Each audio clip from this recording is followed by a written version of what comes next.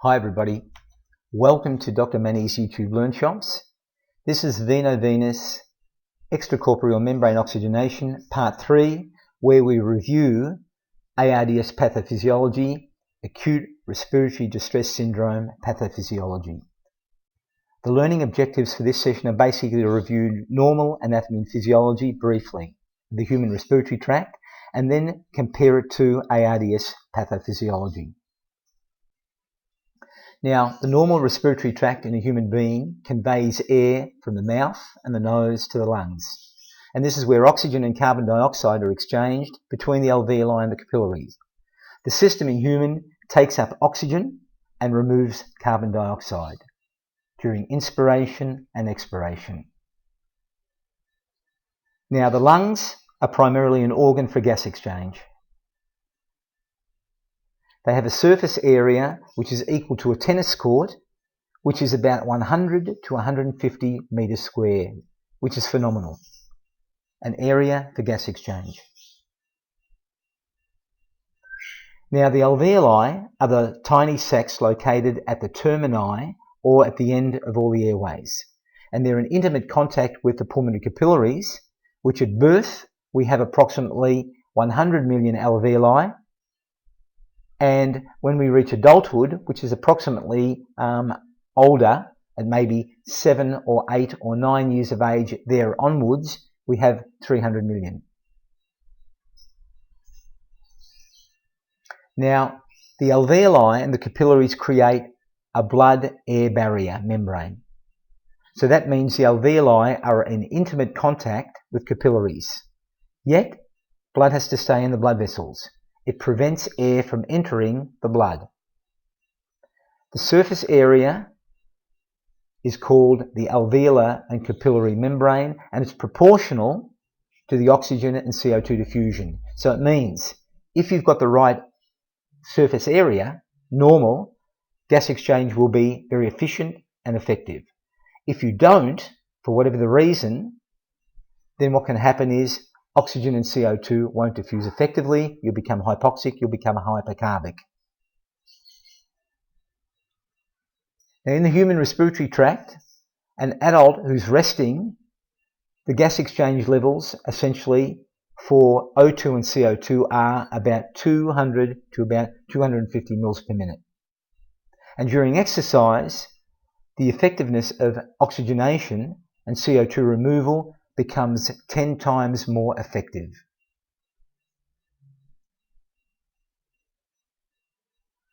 When we look at a chest x-ray, this is a normal chest x-ray. And for those of you that are interested, go to the Dr Manny Learnshops on chest x-ray interpretation.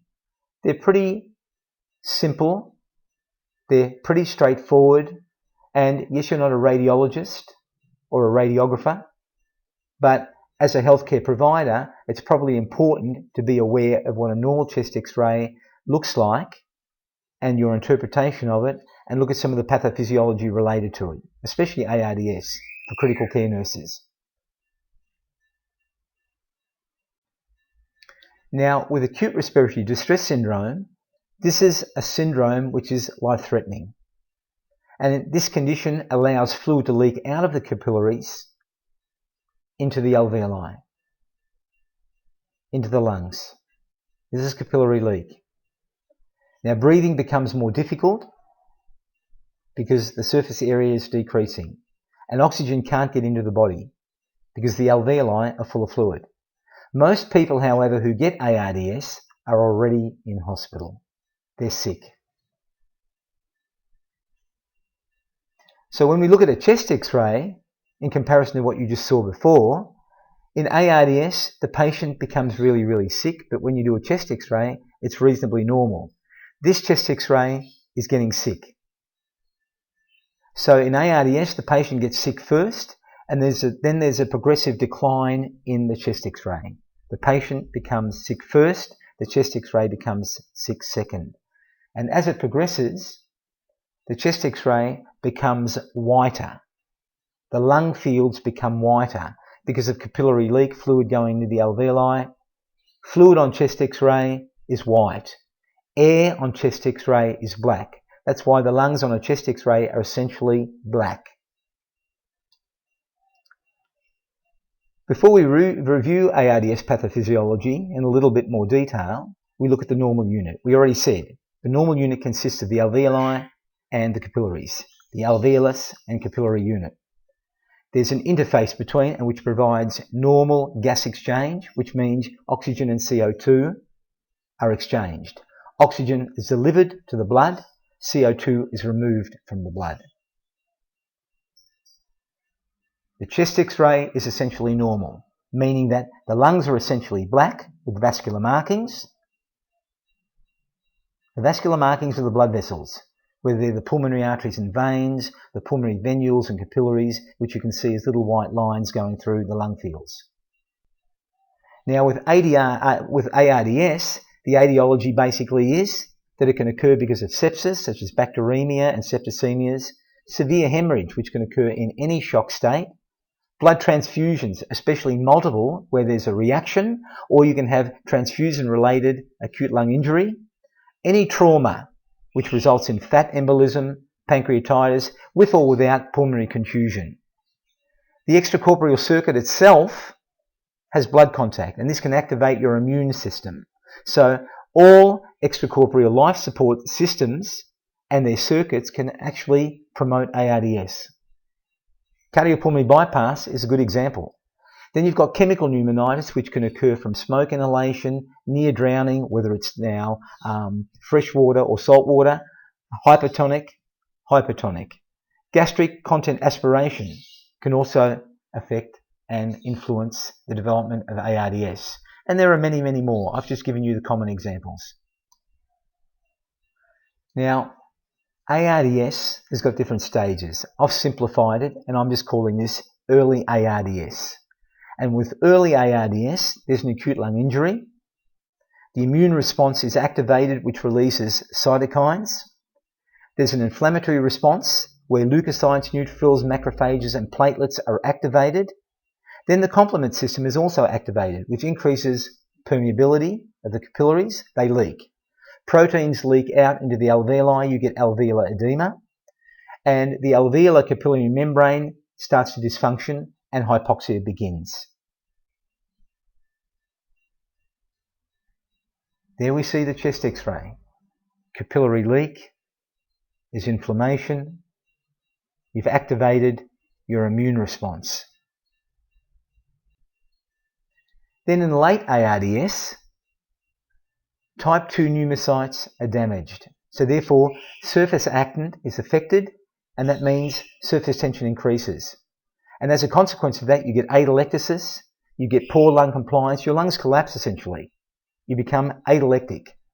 The alveolar and capillary membrane is severely disrupted.